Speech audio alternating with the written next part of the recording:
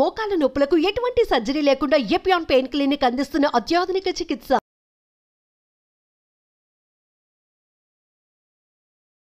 Hi ma'am. Hello.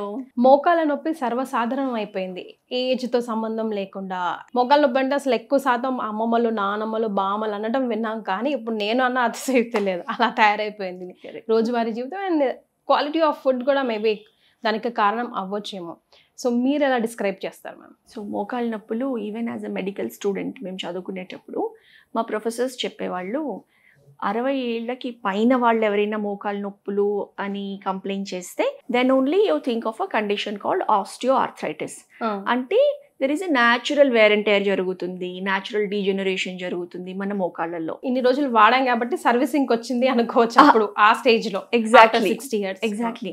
అంటే even 2 decades ముందు లేకపోతే 2 generations ముందు చూసుకున్నా కానివ్వండి, మోకాళ్ళ నొప్పి ఈవెన్ 90 years ఉన్న వాళ్ళు కూడా ఏదో కాస్త నొప్పి, but not like severe pains where వాళ్ళు అసలు పనే చేసుకోలేని కండిషన్. అసలు అప్పటికి కూడా కింద కూర్చునే వంట చేసేవాళ్ళు కదా మేడం. అమ్మమ్మలు, నాన్నమ్మలు వాళ్ళకి డైనింగ్ టేబుల్ చైర్ లేదు, అలవాటే లేదు, బ్రహ్మాండంగా కింద కూర్చొని తింటాం, కింద కూర్చొని కూరగాయలు కట్ చేస్తాం అనేవారు. అలా ఉండేది. అలాంటిది ఇప్పుడు వచ్చేసి మనం చూస్తున్నాము ఈవెన్ 20s 30s లోని పేషెంట్స్ వాకింగ్ ఇన్ క్లినిక్లో ఆల్మోస్ట్ 5 out of 10 కేసెస్ చూస్తే కనుక 30s లో ఉన్న వాళ్ళు కూడా they are walking in with the knee pains. Reasons చాలా ఉన్నాయి. At the same time because of various reasons కానివ్వండి, వేరియస్ ప్రాక్టీసెస్ కానివ్వండి, ఇవి చాలా త్వరగా డెవలప్ అయిపోతున్నాయి. Osteoarthritis condition or the natural degeneration ఏదైతే ఉంటుందో. There are very other reasons కూడా మోకాళ్ళ నొప్పులకి. అంటే ఫర్ ఎగ్జాంపుల్ ఏమైనా ఇంజురీ అయి ఉండొచ్చు, ఏదైనా టేర్ అయి ఉండొచ్చు, లిగమెంట్ టేర్స్ అయి ఉండొచ్చు, ఆర్ అన్ ఎక్స్టర్నల్ ఇంజురీ అయి ఉండొచ్చు. లేకపోతే ఇంకొక రకమైన మోకాళ్ళ నొప్పి అంటే రుమటాయిడ్ ఆర్థరైటిస్ అంటాము, కీళ్ళ వాతం ఆర్ కీళ్ళ నొప్పులు. దానికి రీజన్ వేరే ఉంది అండ్ దాని అసోసియేటెడ్ దాంతోపాటు పాలిఆర్థరాలజియా ఉంటుంది. అంటే అదర్ జాయింట్స్ ఆల్సో కూడా పెయిన్ ఉంటుంది, లైక్ రిస్ట్ జాయింట్ కానివ్వండి, ఫింగర్ జాయింట్స్ కానివ్వండి, షోల్డర్స్ కానివ్వండి, మడమలు. సో ఇవన్నీ అసోసియేటెడ్ ఉంటే అది రుమటాయిడ్ ఆర్థరైటిస్ అంటాం. సో ఇప్పుడు స్పెసిఫిక్గా ఎక్కువగా మనం చూస్తున్నది ఈ ఆస్టియో ఆర్థరైటిస్ కండిషన్, మోకాళ్ళ నొప్పులు. సో దాన్ని ఎలా డీల్ చేయాలంటారు మ్యామ్?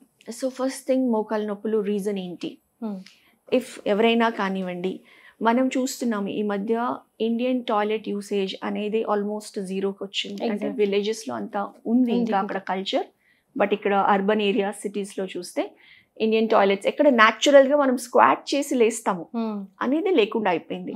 అలాంటిది సపోజ్ ఈవెన్ పిల్లలు ఆర్ 30s లో ఉన్నవాళ్ళు, 40s లో ఉన్నవాళ్ళు ఒక 3 years వరకు ఇఫ్ యూఆర్ నాట్ ఈవెన్ మనకి స్క్వాట్ చేసే అవసరం లేదనుకోండి, స్లోలీ ఆ నీ జాయింట్స్ అనేది ఆల్మోస్ట్ స్టిఫ్ అయిపోయి అక్కడి నుంచి ఫ్రీజింగ్ స్టేజ్ లాగా బెయిన్ అయ్యి ఈ న్యాచురల్ డీజనరేషన్ ఏదైతే ఉంటుందో అది హేజన్ అప్ అయిపోతుంది, ఫాస్ట్ అయిపోతుంది. So one of the reasons seen why we're not using our knee joints అసలు మనం యూజ్ చేయట్లేదు. So that will be the first reason. Second thing వచ్చేసి knee joints are the weight bearing joints. మన body weight అంతా కూడా చూసుకుంటే మోకాళ్ళ పైన మ్యాక్సిమం పడుతుంది. స్టాండింగ్ పొజిషన్ కానివ్వండి, వాకింగ్ పొజిషన్ కానివ్వండి, apart from the sitting position. But long sitting also చూస్తే గనక wear there is no mobility to the knees. So ఇవన్నీ కూడా because major weight bearing joints కాబట్టి మనము ఫర్ ఎగ్జాంపుల్ మనం నార్మల్గా నడిచిన దానికి are carrying 10 kg suitcase in right hand, 10 kg suitcase in left hand, ఓవరాల్గా 20 kgs మనం ఎక్సెస్ వెయిట్ తీసుకొని నడవాలి అని అంటే విల్ బి ద సేమ్. అంతే కదా, మొత్తం వెయిట్ అంతా కూడా మోకాళ్ళ పైన పడుతుంది. సో సమ్మన్ ఎవరైతే ఓవర్ వెయిట్ ఉన్న వాళ్ళు ఆర్ ఒబీస్ ఉన్న వాళ్ళు, అధిక బరువుతో ఉన్న వాళ్ళకి డీజనరేషన్ అనేది ఇంకా ఫాస్ట్ గా అవుతుంది. సో వెయిట్ అన్నది అనదర్ ఫ్యాక్టర్, మేజర్ ఫ్యాక్టర్ మోకాళ్ళు నొప్పులు స్టార్ట్ అవడానికి. సో అలా కాకుండా చాలా మంది అనుకోవచ్చు సన్నగా ఉన్న వాళ్ళకి కూడా మోకాళ్ళ నొప్పులు వస్తున్నాయి. సో సన్నగా ఉన్న వాళ్ళకి మోకాళ్ళ నొప్పులు రావడానికి కూడా అనేక కారణాల్లో ఫస్ట్ అండ్ ఫార్మోస్ట్ ఏంటంటే lack of exercise or lack of strength in the knees అనేది చూస్తున్నాం. సో లాంగ్ స్టాండింగ్, విమెన్ అయితే కనుక లాంగ్ స్టాండింగ్ కిచెన్ వర్క్ చేయడం, మెన్ అయితే కనుక even if they are driving for longer hours and long sitting hours ఉన్నా కానివ్వండి, no exercise or no strengthening to the knees. That also slowly leads to the degeneration అనమాట. So already ఇప్పుడు problem face చేస్తున్న వాళ్ళకి కానీ అసలు problem face చేయకుండా at least ఇవి చేయండి మీకు ప్రాబ్లం ఇలాంటివి రా ఒక ఫ్యామిలీలో ఉందనుకోండి హిస్టరీలో వి టెండ్ వాళ్ళకి నెక్స్ట్ పీపుల్కి వస్తుందేమో వచ్చే ఛాన్సెస్ కూడా లేకపోలేవు కదా మేడం. అలాంటప్పుడు మనం ఏం చేయాలి? సో మనం 2 ఆస్పెక్ట్స్ లో మాట్లాడొచ్చు. Prevention, number 2 is care or treatment. అసలు ఇప్పటి వరకు మోకాలు నొప్పులు లేని వాళ్ళు జాగ్రత్త పడాల్సింది, లేకపోతే చిన్నగా స్టార్ట్ అవుతున్నాయి. ఎవరైనా ఫస్ట్ ఎక్స్పీరియన్స్ ఎప్పుడు చేస్తారు అని అంటే మెట్లు దిగేటప్పుడు చిన్నగా మోకాలు నొప్పులు తెలుస్తూ ఉంటాయి అన్నమాట. సో అది first indication that already there is something లోపల డిజనరేషన్ అవుతుంది. సో చేయాల్సింది ఫస్ట్ అండ్ ఫార్మోస్ట్ అధిక బరువు ఉంటే గనక ఐడియల్ బాడీ వెయిట్లోకి రావడం. Okay, more than 10% of body weight ఉంటే గనక మనం ఓవర్ వెయిట్ ఆర్ ఒబేసిటీ కింద పరిగణిస్తాము. Or you can say BMI more than 25. So అది డాక్టర్స్ని కన్సల్ట్ చేసినా కానివ్వండి, అదర్వైజ్ కూడా వీ నో అందరికీ ఇంత మాత్రం జనరల్ నాలెడ్జ్ ఉంది that they are overweight అని. బాడీనే అలిసిపోతూ ఉంటుంది, మనకి యూనో బ్రెత్లెస్నెస్ ఎక్స్పీరియన్స్ చేస్తాం 1 floor 2 floor స్టేర్స్ ఎక్కగానే. సో ఇవన్నీ different indications that we are overweight. So అధిక బరువు ఉంటే ఫస్ట్ వెయిట్ తగ్గాలి. ఈవెన్ ఎవరైనా కానివ్వండి 5 kg వెయిట్ తగ్గితే గనక మోకాళ్ళ నొప్పులు ఆల్మోస్ట్ 30% తగ్గిపోతాయి. ఓకే, ఏమి చేయకుండానే వెయిట్ లాస్ తగ్గడం మొదలు పెట్టాం. అట్లీస్ట్ 5 kgs అంటే అక్కడే మనకు సగం రిజల్ట్ కనిపిస్తుంది. ఓకే, సో అది చాలా ఫార్మోస్ట్ ఇంపార్టెంట్. సో ఈ జాగ్రత్తలు తీసుకొని then the other thing comes నీస్ని స్ట్రెంగ్తెన్ చేయాలి. ఇప్పుడు on day to day basis మనం వర్క్ చేయకుండా కూర్చోలేము, పడుకోలేము. We have to carry on with our work. కాబట్టి నీస్ని స్ట్రెంగ్తెన్ చేసే ఎక్సర్సైజెస్ ఇన్కార్పొరేట్ చేయాలి డైలీ. ఓకే, లైక్ స్క్వాట్స్ అయి ఉండొచ్చు. అంటే స్క్వాట్స్ అగైన్ చాలా సివియర్ నీ పెయిన్స్ ఉన్న వాళ్ళు అవాయిడ్ చేయాలి. మెల్లిగా చిన్నగా thigh muscles, calf muscles, back of thigh muscles, వీటన్నిటిని స్ట్రెంగ్తెన్ చేసే ప్రక్రియలో దెర్ ఆర్ సర్టన్ ఎక్సర్సైజెస్. ఎక్స్పర్ట్స్ని కన్సల్ట్ చేస్తే కనుక we will be able to guide them అనమాట. సో నీ స్ట్రెంథనింగ్ ఎక్సర్సైజెస్ అనేవి చేయాలి. సో ఇవి చేసుకుంటూ నెక్స్ట్ ఫుడ్లో బోన్స్ పరంగా కానివ్వండి, లైక్ ఆస్టియోపోరోసిస్ కండిషన్ ఉంటుంది, అలాంటి వాళ్ళకు కూడా అన్ఎక్స్ప్లెయిన్డ్ పెయిన్స్ ఉండొచ్చు అరౌండ్ ద నీ. సో ఆస్టియోపోరోసిస్ అంటే ఏం లేదు, బోన్స్ అనేది వీక్ అవ్వడం, సో ఈజీగా బ్రేక్ కోల్పోవడం, కాల్షియం లెవెల్స్ తక్కువ ఉన్నప్పుడు బాడీలో ఈ ఆస్టియోపోరోసిస్ అనేది సెటిల్ అవుతుంది అనమాట. సో ఫుడ్ పరంగా bone strengthening foods for example calcium and vitamin D, చాలా మెగ్నీషియం, ఫాస్ఫరస్, ఇవన్నీ are very very important for bone strength. So vitamin D proper గా ఉండాలి అని అంటే exposure to the natural sunlight at least 15 to 20 minutes in day, అది చేయాలి. తర్వాత calcium levels, calcium rich foods like మనకి రాగి is one of the richest sources of calcium, నువ్వులు రిచ్ సోర్స్ ఆఫ్ కాల్షియం. అంతేకాకుండా పాలకూర అండ్ ఆకుకూరలు ఇవన్నీ కూడా rich sources of calcium. So ఇట్లాంటివి డైలీ మనం ఫుడ్లో తీసుకొని plus checking that calcium levels are maintain అవుతున్నాయి. పీరియాడిక్ చెకప్స్ కూడా చేసుకుంటే గనక మనకు తెలుస్తుంది దట్ ఈ డెఫిషియన్సీ లేదు అన్నది. అండ్ బోన్ మినరల్ డెన్సిటీ అనేది కూడా అది ఒక టెస్ట్ ఉంటుంది. సో దాంతో కూడా మనకు తెలుస్తుంది బోన్ స్ట్రెంగ్త్ ఎలా ఉంది అని చెప్పేసి.